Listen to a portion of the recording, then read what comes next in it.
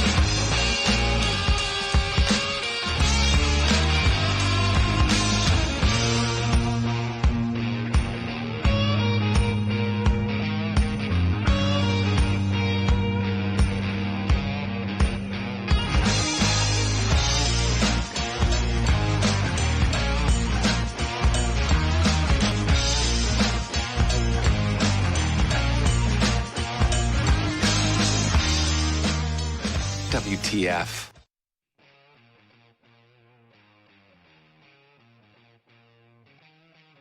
There's never an off-season in the NFL, so there's never been a better time than right now to start the WTF podcast. Not what the, but we talk football. With your hosts, the legendary Phantom and the legend in fantasy football, Kenny Parker, coming at you live right here on Stones Radio Networks. Now, as far as voiceovers for intros concerned, that was pretty good. The only problem is I think the show's We Talk Fantasy, not We Talk Football.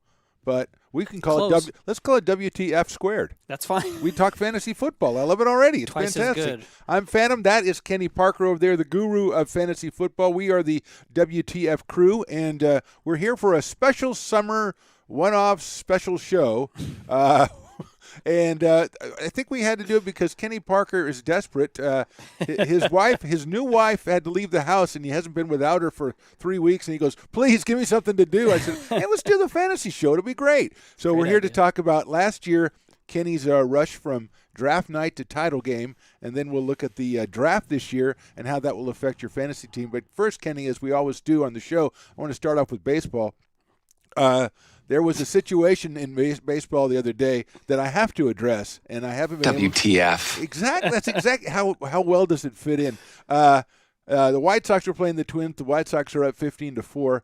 The Twins bring in a position player to pitch. The hitter is a guy named Herman Mercedes, I think is his name. Great name. And 3-0 pitch, he hits a home run. And the game probably ends 18-4, whatever it is. After the game, Tony La Russa, the manager who has a decade on me, so he's pretty old.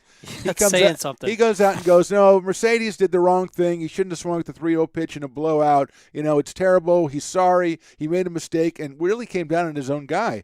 And listening to it, before I had seen the play, I was listening to it and I go, well, first of all, something that Stones and I have talked about, and Zach and I have also talked about, the culture in baseball now is increasingly Latino.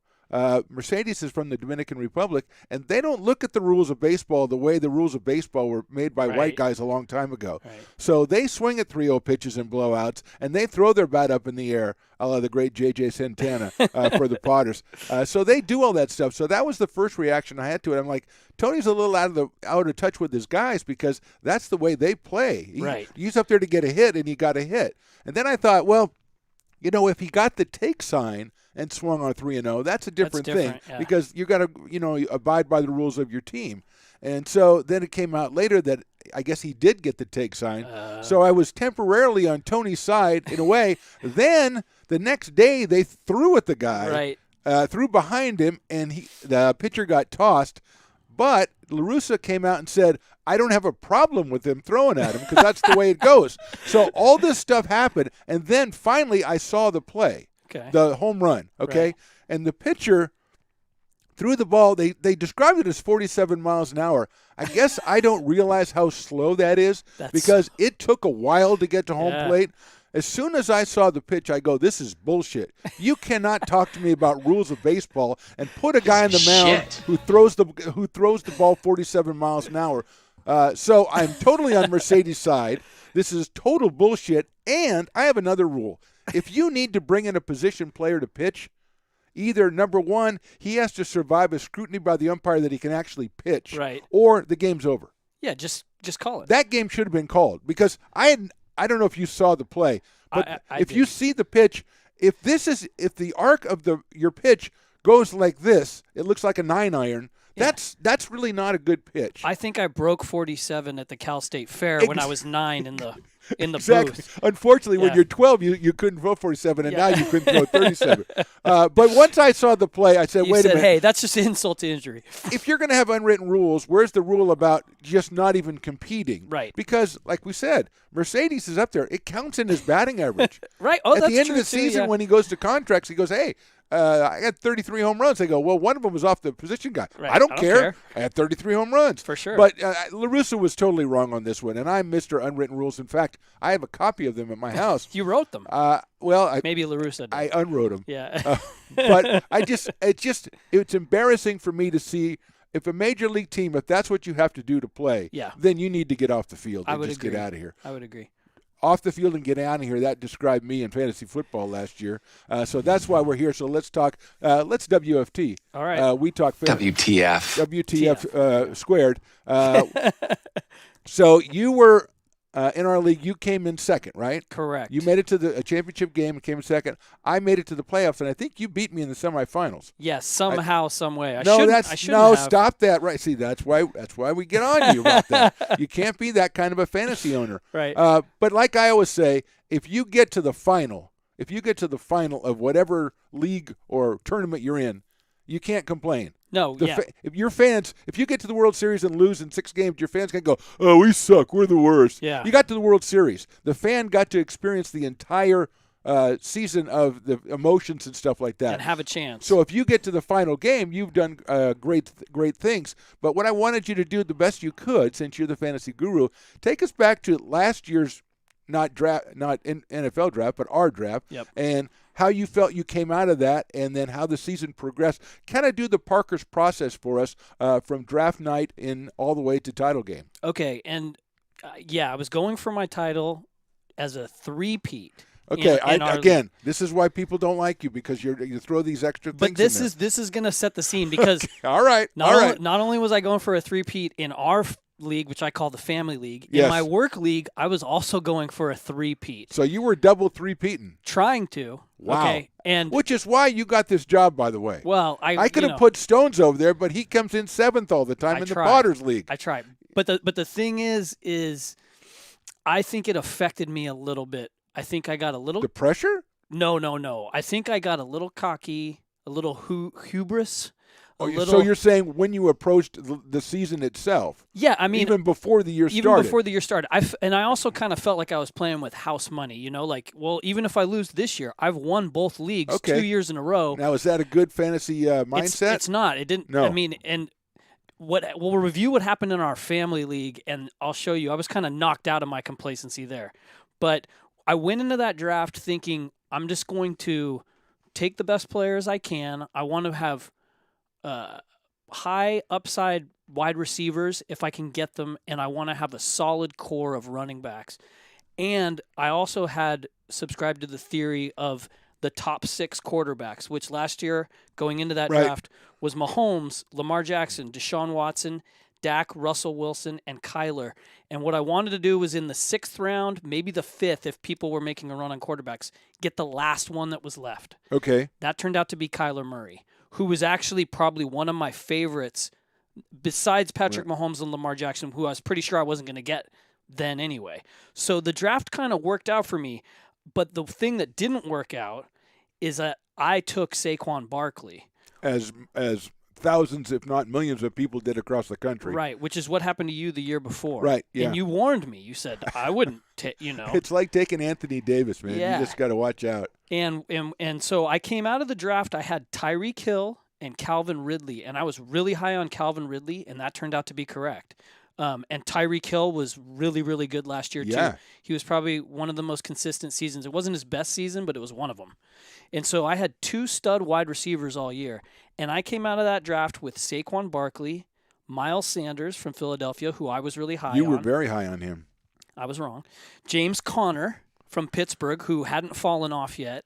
He had some issues, but as a third running back was a good pick at draft night. That's a good pick. And my 4th pick was Mark Ingram, who I had rode to championships for years as a guy that the whole industry and everyone always underestimated. I always put my faith in, and he always rewarded it. And he was still playing with Baltimore, and I thought their run game would be solid. He completely fell off. Okay. He crumpled. So can I just, before you go any further, I want to ask you about my draft strategy to see what your grade is on that.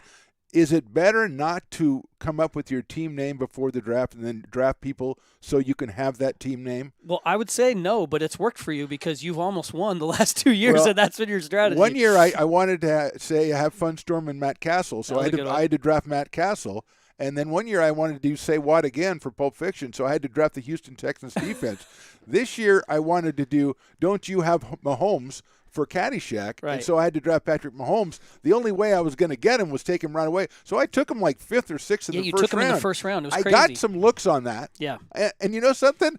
That was probably the best pick I made. Yeah, he was great, especially down the stretch. Unbelievable. But as a rule, you don't want to draft guys just so that your team name looks better. No, I wouldn't advise that. Okay, all right. That wouldn't be my advice. Because you're the guru, and I wanted to find out from you. I mean, but it's worked for you. So whatever's working for you, my advice would be to keep doing that. So you do you, right? Yeah. Okay, so WTF. go ahead. So, I think it was the first week. It might have been the second week. I can't remember.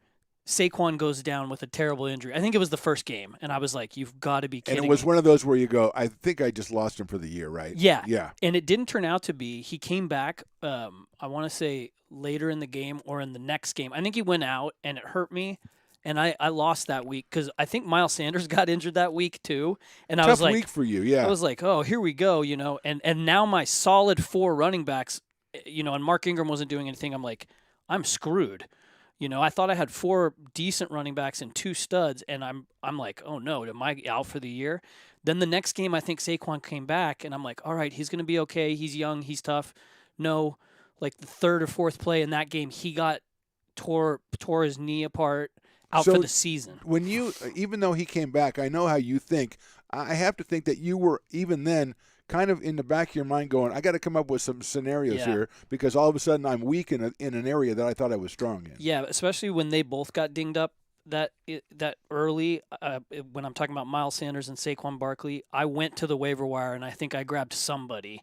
But by then, you've just had the draft. All the good running backs are sucked up. The guys that are there. Yeah, it's just 2 weeks from the draft. So, yeah. There's guys there that could develop, and I think that's what I was thinking. And I think I ended up on Henderson and Cam Akers.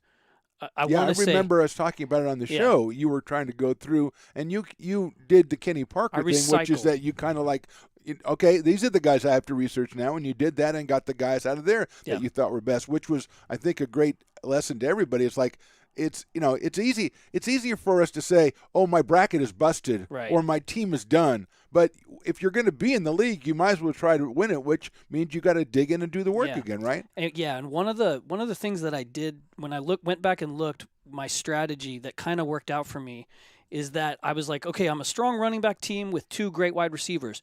Once I lost, basically I was down to 1 running back and he was just okay, and then I had waiver wire guys that I was trying to find one. I switched my philosophy and I said, what am I good at finding? PPR wide receivers. I can find a third wide receiver to put with Tyreek Hill and Calvin Ridley and really solidify that position. And then that third wide receiver will be my flex position. Right. And I can get away with a little less good running backs, especially because Kyler Murray was balling out. Okay. So the six rule that you went by, that worked out well for you. Yeah, Dak went down, but he was having a good season too. But I was going to end up with one of those guys. And he was going crazy. So between him and Calvin Ridley and Tyreek Hill, I was still competitive. But what really helped me was when I picked up Deontay Johnson from the Pittsburgh Steelers. And I want to say Miss Wendy Nathan, I think, dropped him at some point. Oh, you had to put that in there. I didn't draft him. She may not have. I couldn't remember. Well, before you go, let me. Stones, of course, is our great producer, and I want to and I think Stones knows this, but I mean, Duke, North Carolina has nothing on the Kenny Wendy feud. Oh yeah. I mean, they are out to just beat each other first, and then worry about the rest of the league. it's all one way. I love it. I love her. And the fact that you could put the knife in right now and really hit, and Deontay Johnson at the time you pick him. 4th wide receiver on Pittsburgh, 3rd. What was he floating around the 4th? It was right when Chase Claypool was going crazy for a couple and that games. was all the rage. Yeah, and I tried to grab him, and I think Wendy had higher waiver priority than me, and she ended up getting him. At Wendy. And I had to settle kind of for Deontay Johnson, but I was like, he's getting targets, and Juju. At that point in the season, Juju was still the man, supposedly, in Pittsburgh. So it was kind of like all in flux. Ben was playing not that great, but he's lumbering around back there. Yeah, we'll see what he does this year, but he was throwing a lot. But anyway, it worked out. Deontay Johnson became the alpha. He was getting 10 targets a game. I think he down killed the me. stretch. I think he killed me a couple times. So let's fast forward to about midway through the season. Can we do that? Yes. Can you get the signpost there? So at midway through the season, you had already gotten your losses out of the way, right? Yeah, I think I was 3-2 or 2-3, and then I just started winning. Win. Now, was this after Deontay? Was he the key to this? Yeah, I want to say yes. Well, go ahead and say it then. Yeah, I think between that and just the other thing I focused on is I really, really focused on my defense and kicker, which usually early in the season I just ignore. But you had to make up for. I had to maximize everything. Yeah. And so that's what I did, and I wasn't blowing people out. I was winning every week, but I was winning by 1 point. I think I beat Stones by 2 points. I think I beat you by 2 points. I was just eking out. There was a close one there. Yeah, there were some close ones, and I just happened to fall on the right side. But Deontay Johnson helped me do that. So fast forward middle of the season, I'm feeling pretty good. I'm a good, solid team, maybe the 3rd or 4th best in the league. But I'm going to continue to get better. And then all of a sudden, Kyler Murray gets injured badly. His shoulder, gets popped or whatever, and I can't remember if he missed a game. I couldn't go back and look, but I think he either sat out or when he came back, he was not as good as he was when he went out. He was the number 1 quarterback in fantasy, and it wasn't even close. And then for the rest of the season, he was just average. Now, was that about halfway through? It was about 11 weeks in. Okay, 11 weeks in. Okay, Yeah, so only about 4 weeks left in the fantasy regular season. But, I kind of consider a little bit more than halfway. So then now I'm scrambling for quarterback, and I started going to the waiver wire guys like Jalen Hurts, who has rushing upside. Yeah. And I want to say... Were you just looking for anything at that point, yeah. right? You're going, wow, this guy could do this. Yeah. And your oldest, Kyle, dropped Younghoe Koo, fantasy MVP kicker from last year. That was the guy he named his team after, Yeah. so that is illegal to do, and I should have vetoed that. Yeah, at that point I changed the name of my team to Added Younghoe to my squad. Which was another knife dig. Yeah. No, another knife dig, and also a very classy name to be known by. Hey, yeah, that's Kenny. You want to know his team name? That was just for a week, but in any event, it's just the thing I took out of it is you just got to keep trying. Look, 4 of my running backs turned out to be like almost useless, and I thought that they were the strength of my team, and I was still able to fabricate wins. Scratch and claw. You got to stay on that waiver wire, and you got to be able to shift your philosophy.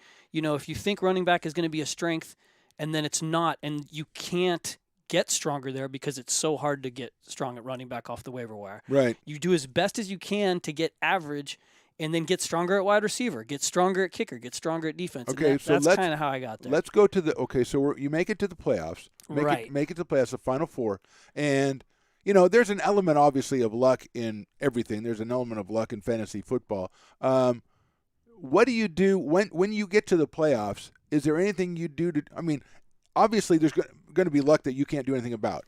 But what do you do to maximize your team? Do you do anything going to the playoffs to do anything to kind of like, okay, maybe I try to indemnify myself against the luck by doing something special? Well, I mean, I think – one thing that was good for me is you had Patrick Mahomes, but I had Tyreek Hill. So I knew that works out for you. Yeah, I understand that. I kind of prayed to the fantasy gods. I go, okay, let them both have a big game. That's fine, but I need Tyreek Hill to have the bigger game than Patrick Mahomes, which you get 6 points per passing touchdown in our league. So every touchdown you were going to get it, but I was like, but you get the catch and the yards and the yards. Yeah. So I'm like, let's have some big yard plays and let me win at least on that side. And I think that's what ended up happening. And then it was just a matter of maximizing my matchups as best I could. And honestly, Phantom, I felt like you had the strongest team in the league. I really felt that. He says that every year. It's true. One year I came in 8th and said that. Especially this year, I thought you had the strongest team. And I'm like, if I can get by him, I think Dylan was waiting for me, and I can't remember, maybe Kyle. And I don't remember who Dylan was playing. Yeah, all I remember is that you beat me in a close game, kind of a low-scoring game, and Dylan won a low-scoring game. Yeah. And then the next week in the third-place game, I scored like 5,000 points. And me and Dylan would have blown everyone away. And me and Dylan scored like nothing. About. Yeah. That's luck, that's chance, but that's the way you play. I mean, that's all about it. So then you get by me, and you've talked about it. It's been the theme of this whole thing. You got a little cocky this year. Yeah. So you go in there against Dylan, who, let's be honest, I don't think Dylan drafted even one of his players. I think Zach and I did it. You did a great job. Dylan was playing had a tight end in his lineup for 3 weeks who wasn't even in the league. Right. And he still makes it to the final game. So Kenny Parker marches in there like Nick Saban against Sac State. And then hey, WTF. Yeah, you know what I mean? That's exactly Wait what a minute, hold on. WTF. There you go. Yeah, that's exactly. I went out with a whimper. Dylan didn't score very many points either. You would have killed both of us, but it's funny. I did feel like of the 3 other teams in this, I was glad I was playing you first. You had some tough matchups that week. I mean, and I was just praying for you to have a bad week and for me to skate by, and that's exactly what happened. And then I'm like, then I have a chance with anybody. So, but you got to the final game, and that's what we're all trying to do. Yeah. And then there, like I say, sometimes it's not like it's just like you said, like matchups or something. Yeah, it happens. Your last week you have a tough matchup, and your quarterback's going up against a great defense or something like that. And so Dylan is our champion. Yep. And so your draft. So in the mind of a Kenny Parker now for me, my goal every year is to make the playoffs. Yeah, mine too. I like to make the playoffs, but no, I think maybe Kenny Parker's goal is to. I think it might be win the title. Yeah. Alabama doesn't go. I want to finish top 5 at the end of the year at the last rankings. is it a disappointing thing to lose? I mean, it's always disappointing because you want to win, but you look back at the season now, you can look back at it from this standpoint. How do you feel about it? It was devastating. It was devastating, and it was doubly That's devastating. honesty, my friend. Because I made the final in my other league, too. Oh, that's right. I forgot you're going for a double three-peat. In both. And I managed to lose that one, too. I fell prey to Stephon Diggs' 50-point week. Which came like that was probably more than your whole team scored. Yeah, I think it came on Monday Night Football. Too. Oh, so right. I just had to watch it happen. After Dylan had already beaten me, I got to watch that. But as I reflected back, going through Parker's process, yesterday and today, researching this, exactly, it was therapeutic, and I think this is one of my best seasons, honestly, with everything that happened to me with the injuries to Saquon and then to Kyler. The way I was able to run off that string of wins and put myself at least in a position where I had a chance, I thought it was a job well done. And I think that's what separates the top level fantasy player from the guy who's just or the lady who's just hanging out. Is a lot of us, when we get a little adversity, we're like, oh, the hell with it. Then it doesn't really matter. I don't care anyway. I just have a red zone, so I have to watch football. But I think in your situation, you're like, okay, I've done this a million times. Yeah. There's more than one running back who can play well. Right. There's more than one wide receiver. This guy gets hot. There's quarterbacks who are unexpectedly good all the time. With good matchups, yeah. So I think that's kind of the thing that to glean from this is that you get a couple. You're going to get setbacks. Everybody gets setbacks. Like we said, Saquon Barkley didn't just get hurt for your team. He got hurt for 10,000 teams or 100,000 teams around the country, and everybody's got to scramble. And injuries happen to every team, not all the time, but every team play a little catch-up there. Yeah. So I think that's an excellent Parker's process to tell us not only what you did, but what was your mindset and why you did it, and the fact that you went, I got to dig the heels in and go for it. Never give up. So congratulations on a good season. Thank you for that recap. So let's do a couple, if you can, since you were doing that. And I'm going to assume that I had down your draft strategy. I'm going to assume that you're pretty comfortable with the way you approached your draft last year. Yeah. So we're going to be fine with that. So I would say I was going to ask you about the pickup of the year, not just you, but for the whole league. But it sounds like it was you, and it sounds like it's your Deontay Johnson. Yeah, I think that was I couldn't see all the moves that everyone made. I think Stones had a really good trade in there. Whoever keyed on Stephon Diggs, I can't remember if he was on Dylan's team or not. Stephon Diggs was one of the best fantasy MVPs from last year who overachieved. Everybody thought he was going to Buffalo and that Josh Allen couldn't pass that well. And we knew he was a good receiver, but he was going to be kind of nerfed by playing with Josh Allen. He was never that great anyway. He couldn't play better than Adam Thielen. Everyone was wrong. He's an alpha stud receiver, and he helped Josh Allen in that Buffalo offense. Yeah, I don't know if I was talking to you or if I was talking to Stones or maybe it was Zach. Stephon Diggs is the kind of guy that you really didn't notice last year until you played him. Yeah. And then you'd watch the game when you're really watching him because you don't want him to get the ball, and they seemingly just throw it to him every play. Yeah.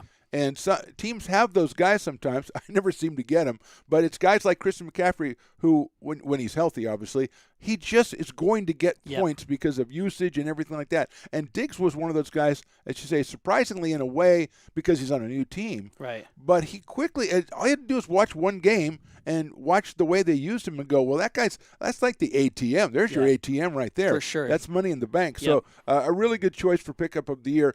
Now, disappointment of the year, I know we'd go probably with Barkley. Do you know if anybody often, I know I asked you this and we kind of keyed on Saquon, but anybody playing-wise who really kind of fell off last year? Well, I have to change my thinking because I was going to talk about Christian McCaffrey, who was also injured, but people thought he was coming back, then he wasn't coming back, then he was. Yeah. But I would say on my team, James Conner was certainly very disappointing. Right. Everybody knew he was kind of getting injured and underperforming a little bit the year before, but we all thought he was a running back one, and he turned out to be nothing. Just horrible. Yeah. You hand it off to him, he would go backwards. He was really like we used to play electric football back in the day. Yeah, before you guys. He was a pretty bad one. Can you think of anyone that disappointed you? Well, I mean, you mentioned James Conner. He's the kind of guy who he's not injured, so you keep hoping he'll do something. Yes. And then you keep playing him and keep playing him. And sometimes those are the guys who. I've had guys in the past where I have wide receivers who are supposed to be pretty good, and they don't put up the numbers, but you don't know why. And then you see them in a game, and you're like, well, the quarterback never looks for him, never throws it to him. But I can't think about it offhand as far as that's concerned. Right. Stones McCoy, are you? You know what? Just because this is the topic that I have to chime in on. Cooper Kupp. Yeah. Okay? I think in the wide receiver department last year, one of the biggest disappointments in the entire season. And the thing about Stones McCoy, excellent insert there. And that was a great thing because I was advising my young Padawan. Shout out to Evan Smallridge. He's been mentioned on the podcast before. He won the championship last year. We got him there. So Evan and Dylan were our champions then. Yeah. So who would have won if they squared off, those two? But he had Cooper Kupp, and the thing that was so frustrating about Cooper Kupp is Sean McVay was the main reason why. Cooper Kupp was still playing well, but they were running that 12 personnel, 2 tight end set all the time, and you're like, why are they not throwing it to Cooper Kupp? And it was a scheme thing, which that if you're watching, which I know you were, Stones, that makes it even more frustrating. And the other thing about that too is besides watching your guy and knowing that they never throw it to him, is when they finally do, and right before the camera goes off of him, you see that he's pulled up lame. Yeah. It happens to Devontae Parker literally every play, Parker. and he still was good. Yeah. But every play I saw him catch. See, that's why I never watch the games, because every time I see him, he's got. I don't know. Will Fuller. I don't know. So those are the guys. The guys you don't. Another good one. They're still good, so you have to play them, and then something happens always to disappoint you. Those are the worst. And I know if we talk about MVPs, you're going to say Stephon Diggs. Maybe a running back and a quarterback MVP? Dalvin Cook was definitely amazing. And Dylan had him, and he carried him. And I had him in my other league, which was one of the reasons why I made the championship in the other league. He took that step, and he's always been an injury risk, and he did get dinged up for 1 or 2 games, but luckily it wasn't right in the fantasy playoffs this year. And he was great. He's my number 2 ranked pick this year in the draft. We'll get to that later. But there's a reason why he's up there, and it's because he took that next step. So he'd be my MVP for running back. Well, give a shout out to Dylan, even though he didn't draft him. He did tell us to get Dalvin Cook for him. So that was his call. Smart. All right, so let's that's our looking back part of the show. Let's go ahead and look ahead now. All right. Now I know you're excited. You're bubbling over after the draft is over. We got to do a show. We got to do a show. I've got all these ideas. And I'm like, okay, calm down. You're married now. You can't leave the house. So, your first thoughts looking at the draft after the 3 or 4 or 7 or however many days it is, I think it's the easiest way we can do it is give me your overall impression, and then we'll look at a couple of different positions. Okay. I think it was an interesting draft. Running back was addressed by a couple of teams early that we thought were going to. And there were some surprises. I mean, everybody's always focused on day 1, and day 1 was all about the Niners at that pick 3. It really was. And it kind of set – everybody was wondering what was going to happen and then what was going to – how that was going to change and tweak everything. But there were some other surprises, and the first one I'd talk about would be Jamar Chase going to the Cincinnati Bengals at 5, which that wasn't a total surprise because Joe Burrow's their quarterback, and they've played together before, and they – wanted some more firepower, and it was kind of like the move that a fantasy manager would make. It was. But the football move was to take offensive line help. To take Penei Sewell, because Zach and I were watching the draft and screaming, your quarterback, look at, where is he? Oh, he's not there because he's home rehabbing the injury because you couldn't block for him. Yeah. But the bromance was way part of the first round. The bromance, I think you talked about it. I tweeted that out, the bromance. Everybody wanted to get reunited with their college buddy and reunited, and it didn't feel that good when Joe Burrow's on his ass next year. Right. And Jamar Chase is out there going, I'm wide open, Joe. Right. Crap, not again. So the big things were quarterbacks, obviously, with Zach Wilson and Justin Fields falling a little bit. The Niners went for Trey Lance, which I was happy about. I think we all were happy about that. And then, the Patriots still getting Mac Jones at 15, even though they didn't trade up. Right. And then, you're like, how's that going to work out, But so that was kind of the way the draft went and what I think about it. But there were some players drafted to some spots where I'm like, for fantasy, that's great. Well, that's what I want to get into. Why don't we start with a couple of running backs that caught your eye? Okay. And you can take them in any order that you want. I mean, we had 2 in the first round, I believe. Yeah, and the first one that was taken. Oh, I'm sorry. We weren't going to start running backs. We're going to start wide receivers. Okay. That was my bad. I thought so. I told you before the show how we're going to do it, and then I totally turned around. Okay. Because it's the first show. Hey, we're working at the kinks. Under a new name, you Yeah. have to have the first show. It's the pilot episode of WTF. WTF. Yeah. Yeah, so I would go with starting off talking about Jamar Chase. Okay, so we will start with Jamar Chase then. You know, he played with Joe Burrow in 2019, and Jamar Chase was the best vertical receiver in the nation when they played together. Right. He comes out of college with a Pro Football Focus, which is an analytics website I use. Shout out to Pro Football Focus or PFF as we all call it. Yeah. He had a receiving grade of 99 out of 100 on targets of 20-plus yards. He had... No, that was mostly from Joe Burrow, huh? This is from Joe Burrow. From 2019. When they played together, Yeah. he had 24 receptions over 20-plus yards for 860 yards and 14 touchdowns, just on deep targets alone. And he's going to a Cincinnati team with 2 other pretty talented wide receivers, T. Higgins and Tyler Boyd. And I think he's going to be the guy. I mean, I'm not sure how the targets are all going to work out. Target share, I think they're all going to be between 18 and 23%. Is what I would think that Joe probably will bend over backwards to even it out because he doesn't want to look like he's favoring Jamar. But Jamar seems like he'll be the most talented. But again, how much do you factor in the fact that Joe Burrow, it's not going to be easy for him back there? Comfort level. Yeah. When everything's breaking down and you're about to die, yeah. you go to what you know. Well, you're going to go to Jamar if you have time. Yeah. But, that's the only thing that would make me pause is that the problem they had last year is still there. Yeah. And so, I mean, how much time is he going to have to throw the ball to Jamar? But if he's scrambling and he's keeping plays alive and he chucks it downfield, Jamar's going to be the guy. That's kind of what I'm trying to go to here.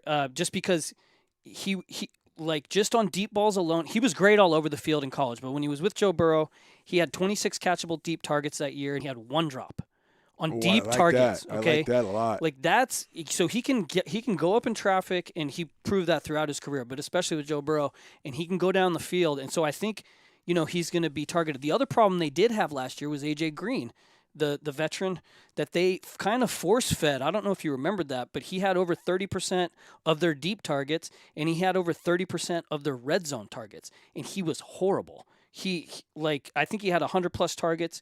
He was he rated out as in the 50s from Pro Football Focus on 24 deep ball targets, and he was wide open or open, considered that, on just 1 of 24 deep ball targets. Right. He couldn't separate anymore. He's an old man. Yeah. Guess who can? Jamar Chase. Jamar Chase. So I think it's a recipe. Yes, I think they needed offensive line help, and maybe they'll still address that in some form or fashion. They might have got somebody later. They might get a free agent or something.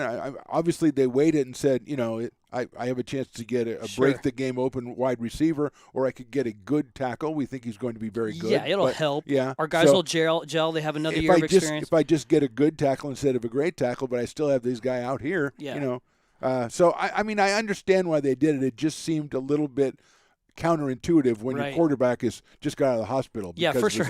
And that's still a threat. That's something to throw out there for fantasy players. If he goes down, and you have Jamar Chase, you're going to be like, I'm screwed. Yeah, because remember, Cincinnati doesn't have Andy Dalton anymore. Yeah, good point. He's starting for like 7 other teams in the league. All right, so what? Give me another wide receiver. Okay, so the other guy, of course, we're going to talk about is Devonta Smith. Philly took him with their 10th pick. I like the machinations they did to get back and forth. Yeah, and up there. That was they traded up. That was an interesting part of the draft. Yeah, and they traded with Dallas to go in front of New York, or something like it. They did, and then you wonder, so they hate Dallas less than they hate who do New they York? hate? You got to hate everybody equally. We all hate the Washington football team, of course. Yeah, of course. Of course. Well, everybody loves them, I think, now. But anyway, I think that definitely New York really hates Philly now because, it embarrassed them, and Devonta Smith is a really, really great player. The things I wrote down for him: no college player since 2018 has more receiving yards than Devonta. Okay, so over that, period. So over that time period, he was the best. He's a Heisman Trophy winner. Yeah, he earned the Heisman Trophy. Yeah. His separation at the college level was like exemplary. He did all of that. They broke it down by I'm sorry, I'm in my notes. Well, that's when you're now a guru, I'm working out the when kinks. you're the guru, you take a Yeah. lot of notes. And I think I wrote if this you're down wrong. If you're an older fellow, all of a sudden the letters start Yeah. to swim before your eyes. I don't know. The thing that he's like your size. That's the only thing that worries me about him. Yeah, he's kind of like a Marquise Brown. Like he's very small. Yeah, he's smaller than me weight-wise. I mean, Well, yeah, he's like me when I was in my 20s. So, I wish we all were like you in your 20s. But I think the point of the stat that I wrote down incorrectly is that Devonta Smith is very, very good at getting separation, and once he gets it, he's very, very good in extending plays and turning those into big plays, big yards. And Philly is an interesting team. Jalen Hurts is there. We don't know how good of a passer he really is, and we don't really know what their offense is going to look like. But he's only competing against Dallas Goedert and Jalen Reagor, probably because Zach Ertz is probably gone. So, I mean, you've got to think maybe Dallas Goedert will get the most targets in that offense, but I'm pretty sure it's going to be Devonta Smith. I think, the fact that they took him as high as they did and moved up to get him, the only things that worries me about that isn't Philadelphia the team where the coach plays rock, paper, scissors to figure things out? There's a few of those. And aren't you really – we talked about it a little with Chase and Burrow, and this is another bromance. Mm-hmm. Aren't you really tying your future in a way to Jalen Hurts? And that's an unproven commodity, so – fantasy-wise, I would step back a little bit from that one. Yeah. But you're the guru. Well, I think I like him if it's at the right price. Like when we talk about right selection, the right round. Yeah, and we're talking like a guy with juice in the 5th or 6th round of your draft if you really like him. That's pretty high still, isn't it? Maybe I would probably rather get him 6, 7, but I mean, if someone really likes him, if you want to take him there, he's a very popular name, so someone's going to grab him. Anybody who could be the number one or receiver on their team and get the most targets on their team is worthy of a top 6. And that's pick. what Chase is, and that's what Smith is. Yeah, and he is talented. In my bungled way, that's what I was trying to say. Okay, do you have another wide receiver for us? Let me see. Ready to move on or is your letters just swimming before your eyes again? I think I'm back on the right page. Okay, so Elijah Moore, the Jets took him with their second pick of round 2, which is like a decent draft capital. Yeah, basically a first-round pick. Yeah, late first. And they have a new quarterback, young 12-year-old Zach Wilson. We'll deal with him in a minute. Yeah. Okay, so the thing about Elijah Moore is he's really, really good at getting open, and he's a real high reception guy. He finished 2020 with 10.8 receptions a game. Let me ask you something before you get going on this, because you've mentioned this same thing 3 times, and that's separation. And I know why, because we've all watched the NFL and seen guys who can't separate and quarterbacks who are held hostage for that. But how much of that is tempered by the fact that, his separation was great against college guys? Yeah, it's true. And, and this is not – it's going to be a little bit different, as we used to say, kill the fish. It is, but this is the point I was trying to get to on the last player that I didn't make very well. I cannot be held. But one of the things I've learned over the last 4 or 5 years is that separation for wide receivers is one of the things that actually translates the best to the NFL. And that's why you're the guru. Yeah, and so that's why that's kind of one of the things I focus on. Other things, catching the ball in traffic, being able to break tackles or be elusive in the open field. Those sometimes don't as well because those DBs are athletic and they'll hunt you down, or a linebacker will catch you. Yeah. You'll get smashed. They'll close you, yeah. These guys are strong, grown men, and you might not be able to hold on to that football as they're ripping it away from you. But if you can get away from them, and be water, as they like to say, that's one of the things that can translate well. So, and it's one of the reasons I like Elijah Moore. He can kind of do it all. He's kind of like, if people remember Jamison Crowder over the last couple of years on the Jets as a PPR, you're like, if you're playing against him, you're like, they're throwing it to him every single time. He's so annoying. Yeah. 5 yards, 6 yards, 7 yards, but there's 10 of them. Yeah. So that your opponent in a PPR gets 10 receptions, 73 yards. Maybe they get a touchdown. You're like, falls over. I just got destroyed by him. This guy is kind of a younger, more explosive Jamison Crowder. And I think Jamison Crowder will be let go. I was looking at his contract, and he's not a bad release for them to save money. They may not do that, but this guy kind of duplicates his skills and does them even better. He doesn't have the experience of Crowder, but, Zach Wilson's coming in anyway. They're starting from scratch kind of anyway. So I think he could be a big part of the offense. And, I mean, far be it from me to suggest you put all your eggs in one basket with the Jets in fantasy. But they could be better. Adam Gase is gone. That dark cloud has been removed. Yes. And so we can't let that color our opinion of the Jets offense going into next year. Okay, let's move on to quarterbacks. And what I'm going to do is I'm going to just ask you about 3 of them I think might do the most playing this year. Okay. So just quickly, let's go through, talk about Trevor Lawrence, Zach Wilson, and let's go with Justin Fields too. Okay. Give me a look at those 3 guys, and the fact that I think they're going to play obviously means they're viable fantasy people. Maybe not Fields right away, right. But I think the first 2 are, you're going to have to sit down at your draft at some point and go, do I want to take a shot on Trevor Lawrence? Yeah. And maybe somebody, like I was going to say a girl, but the girls always win the league anyway. We go, Trevor Lawrence has nice hair. Yeah. I'm going to just take him he in the looks 3rd like round. Zach. So yeah. there you go. Yeah. So go ahead with those. Actually, concentrate on the first 2 if you would. Okay, so Trevor Lawrence is interesting. He's going to the Jaguars, and he's coach is Urban Meyer. Yeah. And he's another guy that got some reuniting with the bromance. That bromance is a little different. But it's with the running back. But he can run. He can, throw pretty accurately. He has a super strong arm, and he's a big kid, and he's supposedly really, really smart. I don't concentrate on the college game as much until I'm prepping for my draft and I see how they were. But I watched him in those championship games, and he usually played pretty well, and he could run, which in fantasy, I don't think he's going to be the kind of rusher of, like, say... Not a Josh Allen? Not a Josh Allen, even close to that, but not even like a Jalen Hurts, or maybe... I think he might be kind of like a Dak Prescott, maybe a little less than that, but like 300 to 400 yards rushing. When you tack that on in fantasy, it can be really valuable. Oh, yeah. So he's no Kyler Murray or Lamar or Josh Allen, but I think he will get points on the ground. Now, the Jaguars are revamping everything with Urban Meyer, and they've got some talent on offense, and they should have a horrible defense. So that usually translates well. Come from behind all the time? Yeah, coming from behind and throwing all the time for fantasy. So would I take a shot on Trevor Lawrence late in your draft, just as a flyer in the 14th, 15th round? As your second or maybe even 3rd? Yeah, second. I usually don't. You don't do 3, Do 3, but I did a mock draft today. I took Trevor Lawrence in the 14th round, and I wouldn't advise against it, especially, if he doesn't work out or you can see he sucks.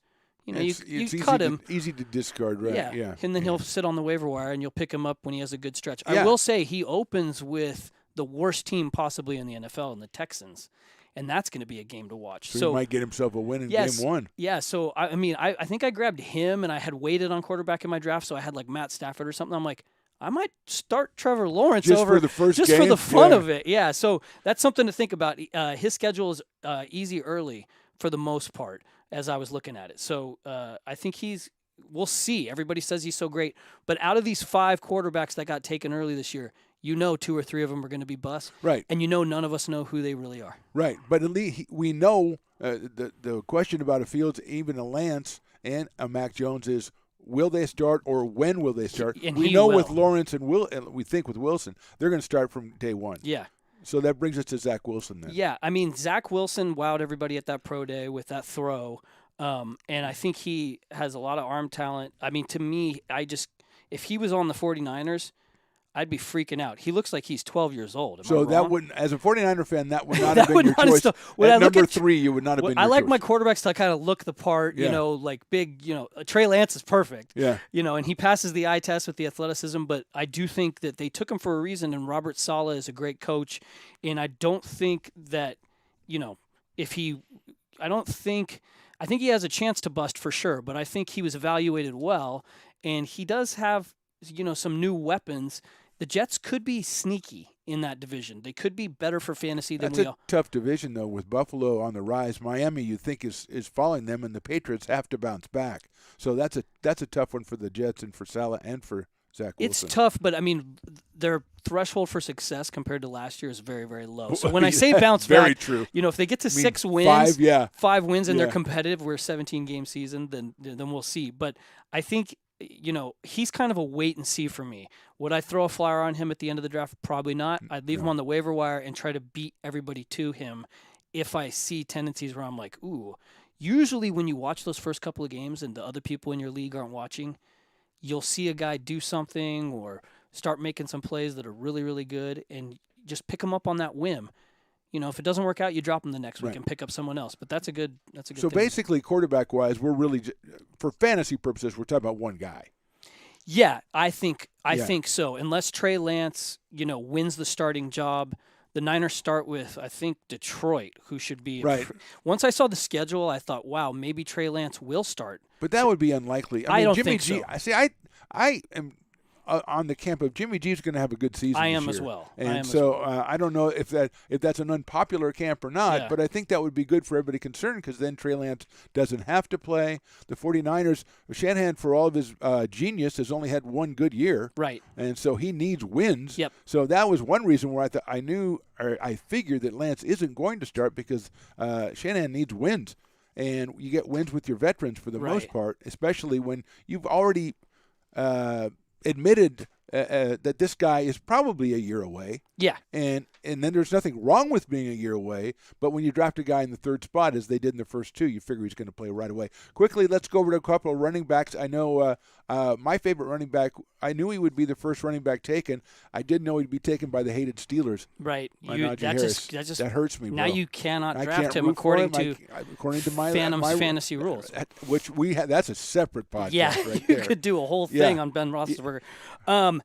Najee Harris out of Alabama. I mean, what can you say? Before the draft, everybody's like, this guy's the second coming of Derrick Henry. He's amazing looking, yeah. And everybody was wondering if Pittsburgh would, pick a running back early, in that first round at the 24 spot. And that's exactly what they did.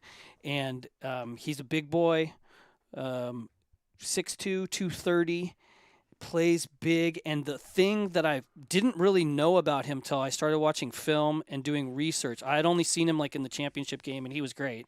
He's a really good receiving back, really good, which is huge these days, and huge for fantasy, especially. Right? And it's typically been huge in Pittsburgh because typically Pittsburgh uses a bell cow running back, Le'Veon Bell. After that, James Conner for a bit, a guy that's going to get 20 plus touches between his rushes and his receiving work if he's got the chops. Now, Tomlin has shown if a guy can't do something, he'll do a committee. He's not against doing the committee. Honestly, or bringing a new guy in via committee and letting him work himself out. He sees what happens and adjust. I do think he's a really, really good coach. Right. But I think that Najee Harris really fits the bill. He had a great career with Alabama. He had over 1,400 yards and 26 touchdowns on the ground in 2020, but he also had 43 receptions on 53 targets. And typically college receptions are lower than pros. So having 43 receptions in college, especially in a pandemic-shortened season, potentially, I don't know if they shortened any games, but a lot of colleges did. 43 is like having like 60, 70 in the NFL. Right. And that's approaching like guys like Alvin Kamara, he usually gets around 80. Christian McCaffrey's like 100. But guys that catch a lot of passes, if he does that for the Pittsburgh Steelers, and Ben seemed to be throwing it short quite a lot last year, if they can establish the run. Now, here's the only thing. Their offensive line is horrible. Okay. Well, that's a problem. And Ben is not – he's never been mobile, and now he's even less so. So he is literally immobile. He's literally a mummy. They could completely fall apart this year. I just think they have – he's got a lot of experience, Big Ben, and they have a lot of weapons on offense, and they have a good coaching staff. And this guy should be a beast. So my recommendation, and what most people seem to be saying, is this guy's going mid to the end of the second round in drafts right now. He's kind of right at the end of the running back ones. He's like the top to the middle of running back twos for your fantasy pretty good team. for a rookie. Oh, yeah. I want to move along because I want to go to one more running back, but I'm going to break my own rule because wasn't Clyde Edwards-Helaire in the same – didn't everybody get infatuated with him? He went like number 5 or something in our old draft. Yeah. And I understand why at the time, but I would think that from the face of it, Najee Harris was a much more likely guy to get a return on investment like that than Edwards-Helaire was. Well, and Edwards-Helaire was kind of similar also because the system in Kansas City that we had with Kareem Hunt and before him other running backs was like Andy Reid just plug and play. Plugs in guys that maybe not even that talented, and they're always successful for fantasy. And I saw Kareem Hunt coming, and I think I told my fiance at the time, and she snatched him up. And then I think his first carry of his career, he fumbled, and she shot me dagger eyes. But then he went on to be like a top 5 running back. But everything worked out fine. Yeah, Don't and worry then about it. Luckily I was right, and he came back. So, now I'm married. But anyway, so CEH was kind of like Najee Harris. We're like, he's going to a system where it always works, and it didn't. I will say this. he was playing really well at the beginning of the year. Yeah, CEH. he was. Yes. And I can't. He wasn't on my team. I think he was on Miss Wendy Nathan's team. Yes, she grabbed him early. I think he got dinged up, and then he kind of lost his position a little bit to the guys behind. And then they brought in, other backs to compete with him. And I don't know if his pass blocking was up to snuff, and they were having so much offensive line problems that just got exacerbated. We know what happened in the Super Bowl with the Chiefs. So I think everything just kind of went wrong for CEH, but I do think he could bounce back this year. But I was pumping the brakes on him last year at the 5th or 6th. Yeah, that was a little high. Yeah, I thought more the end of the first round. And Najee, don't waste a first-round pick on him, guys. But if you get a chance in round 2, you're saying maybe, middle to end of round 2. Okay, all right. So let's go to one more running back. I know you want to talk about him as he affects a lot of different things, and that's the kid from Jacksonville now. Yeah, so, everybody was wondering what Jacksonville was going to do because James Robinson he might have been the MVP for fantasy last year. Yeah, and he definitely might have been the rookie of the year last year. Yeah. I mean, talk about surprise and a surprise pick. Nobody 7th round pick or something of that nature. Maybe even lower than that. I'm not even sure. And I didn't hardly believe it because I always base it on draft capital and who's this guy I've never heard of. Right. And once I saw him play, I was like, whoa. He was awesome. I mean, he was the whole engine to their offense and the only reason they had any success at all. He was explosive on the ground. He caught the ball well. He blocked well. He made big plays. He made timely plays. And so I kind of thought they weren't going to draft a running back, but they did. They drafted, ETN. Right. And, like you said, Clemson, that connection. The bromance, that they let that, kind of.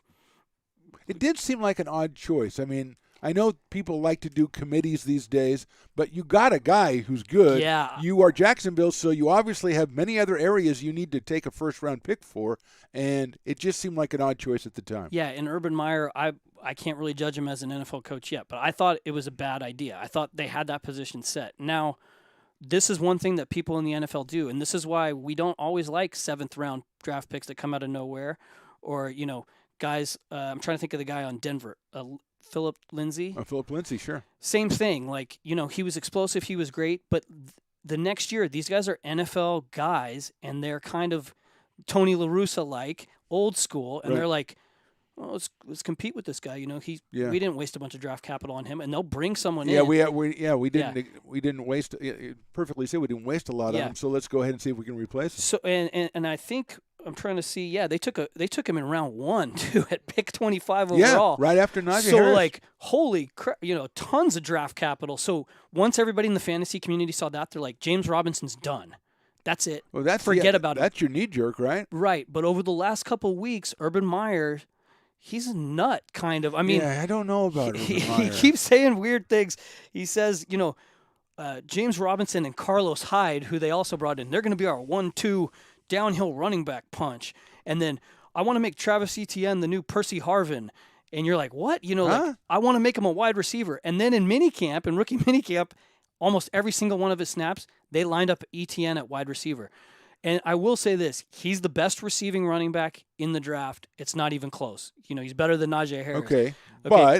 But I don't know if he's going to get the same usage on the ground because I think James Robinson, now that they're lining him up so much at wide receiver, maybe they are going to use James Robinson on the ground. So this has become a situation where James Robinson fell and now he's kind of creeping back up in drafts. And ETN started out like in the 3rd or 4th round in drafts, and now his average draft position is kind of climbing a little bit. And I can't exactly judge what to do, so I may just stay away or take, if I get a good value on one towards the end of the draft, whichever one's second, I'll take that guy. Well, 2 things. Number 1, Urban Meyer, if I recall correctly, retired twice because of health reasons, and then said, I need to work on my health. I think I'll take an NFL coaching job, which seems to be weird to me. The other thing is he seems to be doing, and I think this is the kind of thing you do at Ohio State, I'm just going to get all the best guys, and I'll figure out a position for them to play. Sure. It's it's almost a high school way to look at things. Or college, we're going to recruit 90 guys. I'm just going to take the best guys, and I'll just mix and match things. And it sounds like he's doing that on the pro level. And, I mean, no one knows what's going to happen. But if it works, it may change some things, yes. you know, as far as approaches are concerned. And Because that's not the way things usually happen. Yeah. Once you get to the pros, I know people change positions occasionally, but you don't take running backs. And you might take a tight end and make him a tackle, put a couple of pounds on him, stuff like that. You don't take running backs and put them out and split them out. No. It's not usually done. So this is an experiment really worth watching. Yeah, it's something to watch. Now, it could all just be BS. It could be ETN's going to maybe not start out as the lead back, but definitely get a lot of opportunity, even on the ground, even at the goal line, and eventually win the job because he's a round one running back, and James Robinson is not. But from what I saw last year, honestly, James Robinson is really, really good at football. And so I don't see any rookie coming in and just outright making him look horrible.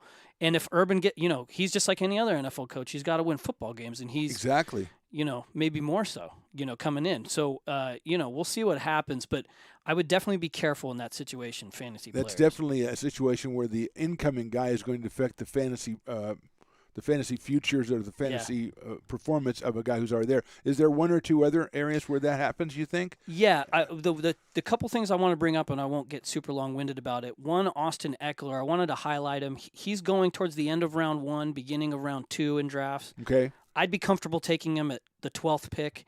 The Chargers did more to improve their offensive line than almost any other team. They're one of the most improved offensive lines. And in 2019, Austin Eckler was the running back 4 in fantasy. In 2020, in weeks 1 through 3, he was the running back 7 in fantasy in PPR. Right. And then he got injured. But then after his injury, in weeks 12 through 16, he was the running back 7 in fantasy. So if he can manage to stay healthy and their offensive line is better, it's going to help Justin Herbert. Their offense is going to be even more potent, more scoring opportunities, more goal line opportunities. I do think Austin Eckler should be better than last year and should be someone you should be considering. I would be happy with him as my number 1 running back on my team. So they got Slater, the rookie, right? And then they signed a free agent from somewhere else to bolster it. So basically 2 of their 5 positions are now seriously upgraded. It should be. So, and Eckler sounds like he's the kind of guy that you watch and you go, well, he's doing pretty good, but until you look at the numbers, you don't realize how good. And it's the receiving work when you get up at that high. So give me one more then. The other thing I wanted to highlight was just Kansas City's whole offense, which sounds silly. It does sound. It does sound silly, but again, you're the guru. Yeah. You made it to the you were going for 2 3-peats. But people were worried because we all saw what happened in the Super Bowl. It was an embarrassment for Kansas City, and yes, it was. I wish that would have happened to I wish their whole offensive line would have gotten injured the year before because Niners would have won a Super Bowl, but they got smoked by Tampa Bay, and the reason why, when I went back and looked, they had lost 4 starters off the offensive line, and they were moving guys around. Right. Oh yeah. Absolutely. And so they've done a lot to address that. They brought in Joe Thuney, who started 80 games for the Patriots, 2-time Super Bowl champion.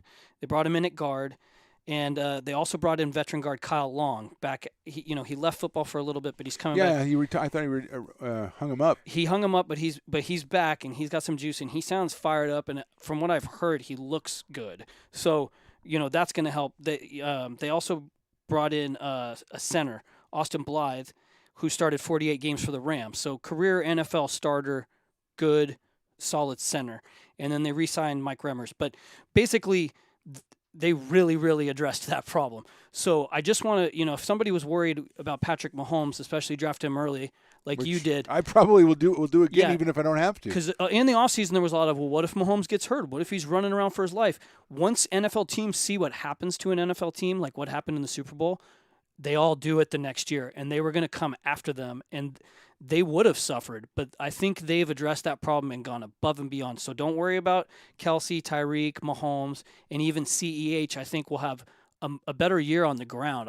I like him as a bounce-back candidate. Very good. Well, that's a good place to end this special episode of WTF. We Talk Fantasy with Kenny Parker and myself, the Phantom. We will probably be back doing fantasy football. I think we'll do couple of preseason shows in August. I have a couple of thoughts on how we're going to schedule those. I think we'll do. Stones McCoy wanted us to do a show about about each team. And I think that might be a little That's excessive. a lot, yeah. But I think we'll parse it out by divisions or Sure. something and come back and do a couple shows after the Potters are done for the season. Kenny, thanks for dropping by. A great pleasure to talk to you again. Hope you got something out of Mr. Parker and his somewhat painful visit to the past. And just him admitting, just you admitting that maybe you got a little cocky shows that you're a better person today than you were then. I'm going to do better this year. Thanks for listening. We'll talk to you next time on WTF? We Talk Fantasy. I'm Phantom. That's Kenny Parker. Thanks. Thanks, Phantom.